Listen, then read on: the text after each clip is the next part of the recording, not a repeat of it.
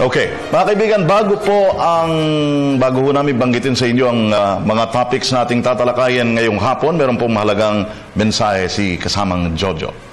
Jo. Muli pong magandang hapon sa inyong lahat. Maraming salamat po sa ating manonood at tagapakinig. Alam po ng karamihan na ang sikap ay tuloy-tuloy na nakikipaglaban para mabigyan tayong lahat ng malinis na hangin at mabuting kalusugan.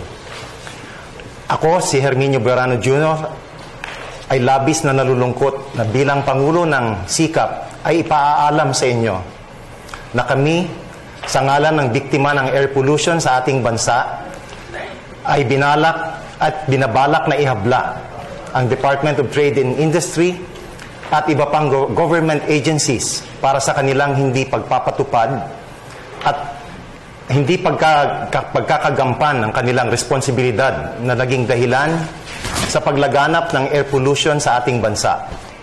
Lalong-lalo na po sa Metro Manila dahil sa hindi tamang pagpapatupad ng Clean Air Act of 1999. Kami po, kagaya ng lahat, ay napapagod na sa kahihintay, kaaasa, kakadasal para sa pagbabago na hindi dumadating.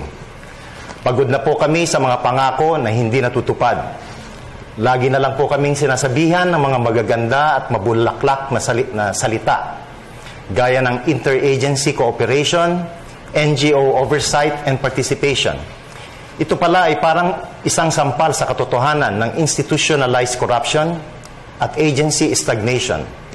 Hindi na po namin kayang maghintay sa kabagalan o red tape ng ating pamahalaan para sa ating karapatan sa malinis na hangin. Lalong-lalo na po ang mga mahihirap. Ang air pollution na nanggagaling sa mga usok ng mga tambutso ng mga sasakyan ay nagdudulot ng sakit sa ng tao at isang sanhi ng global warming na nagresulta sa climate change ng epektong nakita natin sa Super Typhoon Yolanda, Ondoy, Pablo, Sendong at iba pa. Milyon-milyon po ang nagkakasakit at namamatay dahil sa air pollution. Nakakalungkot dahil hindi natin pwedeng sabihin sa kanilang mga naiwanang pamilya na ito ay God's will o kagustuhan ng Diyos. Sinabi po ng ating Santo Papa, Pope Francis, na climate change is man-made. Ang kamatayan ng ating mga mahal sa buhay dahil sa air pollution ay man-made, kagagawa ng tao, na dapat sana ay hindi mangyayari kung ginawa lamang ng mga ahensya ng pamahalaan ng tama ang kanilang tungkulin at trabaho. Ang sinasabi ng sikap ay tama na. Kailangan na natin ng pagbabago. Sa ating pagbabalik, si Attorney Rexy Bugarin, Director for Legal Affairs ng sikap, ay magpapaliwanag tungkol sa legal merits sa ating mga kasong isasampa laban sa mga ahensyang ito.